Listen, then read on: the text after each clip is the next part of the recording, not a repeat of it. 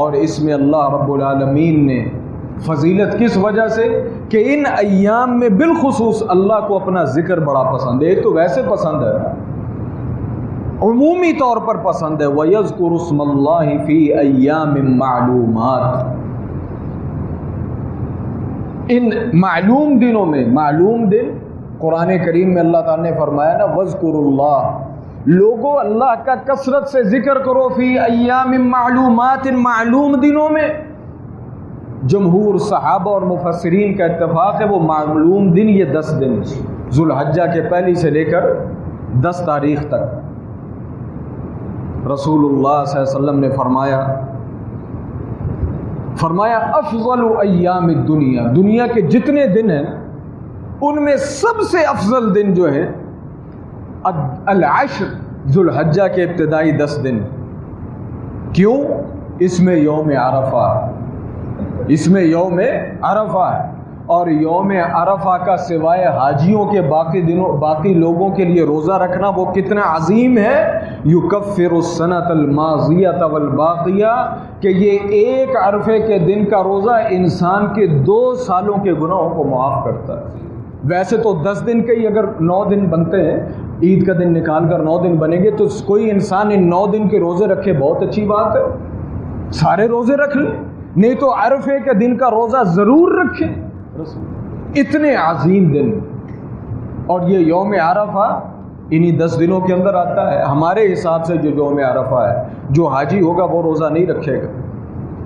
اور اس کے اندر یوم النحر، رسول اللہ صلی اللہ علیہ وسلم نے فرمایا کہ ان اعظم الایام عند اللہ کے جو بڑے بڑے دن ہیں نا، جن میں بڑی بڑی عبادتیں ہوتی ہیں، جو رب کو بڑے پسند ہیں، ان میں اعظم ایام، جو ایک عظیم ترین دن ہے یوم النحر، وہ قربانی کا دن، وہ قربانی کا دن ہے. اور اگلا کرنے والا عمل کثرت کے ساتھ تکبیر. اسی نماز پڑھ کے بیٹھ جانے اور مولوی صاحب اچھی آواز میں تکبیر آکھنتے ایسی آکھی، یہ فضول سی بات ہے. بھئی ہر کسی کا عمل اپنا ہوتا ہے. امام صاحب نے نماز پڑھانی تھی، انہوں نے پڑھا دی. ہر انسان اپنی تکبیر پڑھے.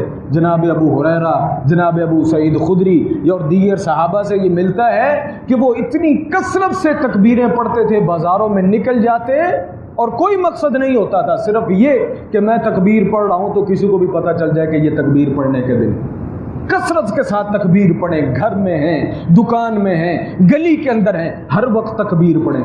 اور اس کے بعد یوم القر، 10 تاریخ کو قربانی ہوتی، اور اس کے بعد 11 کا دن ہے. علامہ ابن حجر رحمہ اللہ تعالی فتح الباری میں ذکر فرماتے ہیں کہ کیا وجہ ہے کہ ان 10 دنوں کی اتنی زیادہ اہمیت ہے، اس کی وجہ کیا ہے؟ فرماتے ہیں کہ جتنی بھی عبادتوں کی قسمیں ہیں، جتنی بھی عبادتوں کی قسمیں، وہ سب ان 10 دنوں کے اندر آ جاتی ہیں. الصلاۃ، وہ ہم سارا سال ہی پڑھتے ہیں، وہ اس میں بھی موجود ہیں. الصیام، وہ صرف رمضان میں ہوتے ہیں لیکن وہ ادھر بھی موجود ہیں.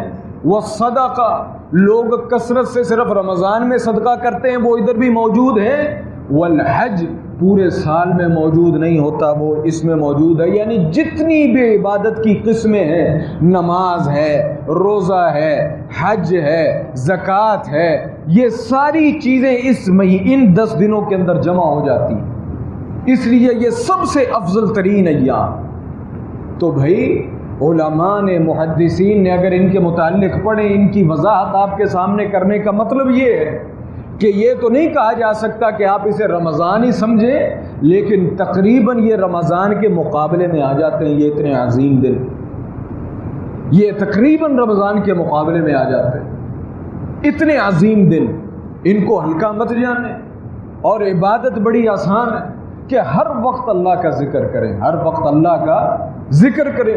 جو انسان روزے رکھ سکتا ہے وہ روزے رکھے، جو انسان صدقہ کر سکتا ہے، زکوٰۃ دے سکتا ہے، وہ صدقہ اور زکوٰۃ دے. جتنی نیکیوں کی قسمیں ہیں وہ سب کی سب ان ایام کے اندر افضل ہیں اور ان کا ثواب بڑھ جاتا ہے.